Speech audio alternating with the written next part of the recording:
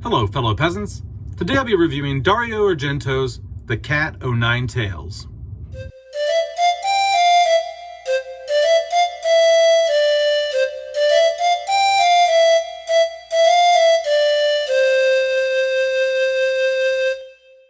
Alright guys, so I watched The Cat O' Nine Tails. This is directed by Dario Argento and released in 1971. What's it about? Well, basically a retired, blind journalist helps a news reporter solve a case. And the case is, it all revolves around this genetics company that does, helps rich people decide if them and their spouse will have trouble in terms of diseases with their offspring in the future.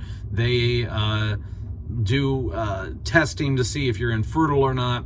But they're also working on this breakthrough technology, or this study that found that they can tell by looking at your genetic makeup whether or not you're predisposed to violent tendencies. And so they're on the breakthrough of some really important stuff. And so there's a someone breaks into this laboratory, and but they don't steal anything. And so at first they think okay, is this internal espionage? Is this corporate warfare? Is someone internally trying to sell our information to a competitor, maybe to a foreign competitor? And so no one's quite sure who did it, what the motives are. And then people start dying, and start wondering, okay, what's the motive here? Why are they doing this?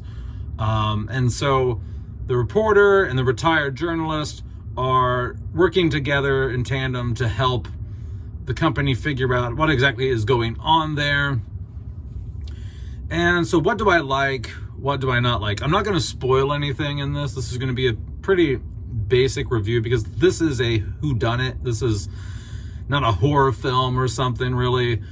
This is very much like a crime detective. I wouldn't say noir maybe, but it's it's like a thriller type. This is more along the lines of Tenebrae, which is my favorite Dario Argento film. This is more of that crime thriller aspect. Tenebrae has more slasher aspects to it, and this does too.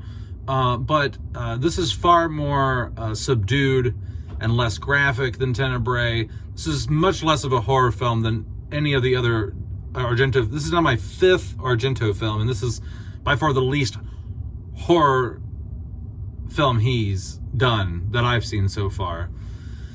But what I like about the film is the whodunit, trying to figure out the mystery of it.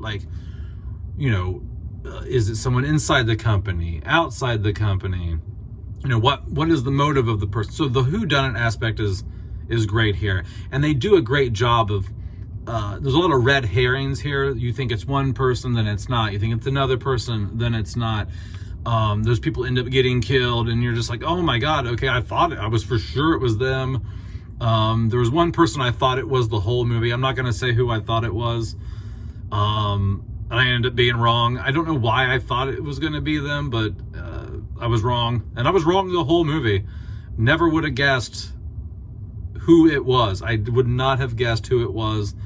I was completely thrown off because they play almost no significant role in the film at all. And so I was completely thrown off by it. So I like the mystery aspect. I like the red herring. I like how they throw you off. They just try to trick you and throw you off the trail the whole film. The cinematography here, once again, excellent. Dario Argento's films, they look great. A lot of times, in my opinion, it's looks and style over substance, but that's not the case here. I really enjoyed this film. And I feel like it was just as much substance as style. I think the film looks great. I think the pacing here is great. The only reason I feel like maybe the runtime felt a little slow is because I was watching it for free on Tubi, and the ads on Tubi can draw the length of a film out. And so I think that the pacing here is good. I was engaged the whole time.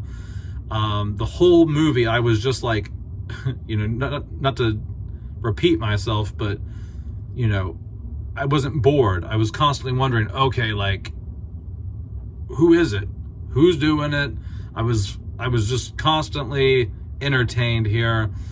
Something was happening constantly. I didn't feel like we were stuck in just one or two locations of things happening and people talking, and it just goes and goes and goes. There's multiple locations. The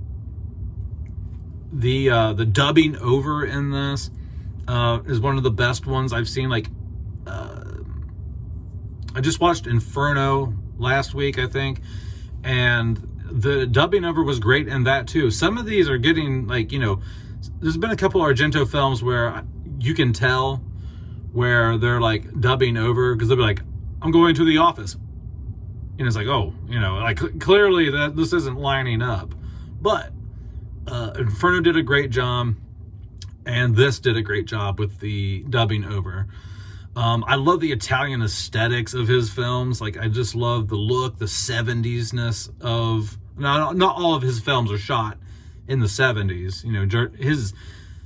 His Mother's Tears or whatever, the third final part of the Three Sisters trilogy of Suspiria and Inferno and all that. That came out in 2007, I guess. So he worked for a while, and I don't know if he still is. I don't know if he's dead.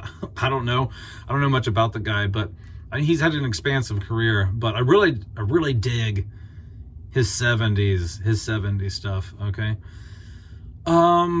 What else? Just the performances in here are great. The acting, even with the dubbed over work, the performances are believable. They keep you engaged, especially the lead actor who plays the news reporter. He does an excellent job. He's a great lead in this. Yeah, everything in here is pretty good. The only real complaint I have about the film would be the ending. The ending is the only complaint I have, because unless I missed a split second of something, somebody gets injured towards the end, and you're like they could have been critically injured, and you don't know. Like, you're like, oh, it ends, and you're like, did they die? What happened to that person? Like, where the hell did they go? You know what I mean? And so I'm just like, and the ending just kind of feels a little abrupt, but I'm willing to forgive the abruptness of the ending, and how you do get a bit of explanation behind the motive. You do, like, the person who did it says why they did it.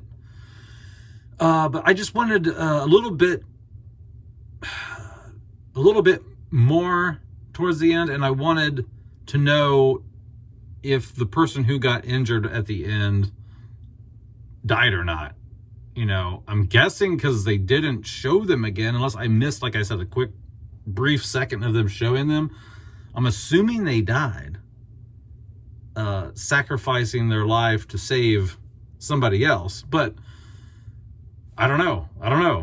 I'm kind of somebody who, like, needs to see, like, somebody, like, be like, oh, I can't believe they died, or like, you see them die, or I don't know. So anyway, guys, this is now my second favorite Dario Argento film. I guess I would rank them Tenebrae, The Cat o' Nine Tails, Suspiria,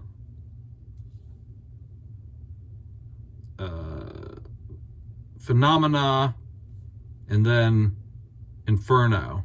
I guess is how I would rank my Argento films I've seen so far. The next one I'll probably watch is the bird with the crystal plumage, or something like that. I think it's called something like that.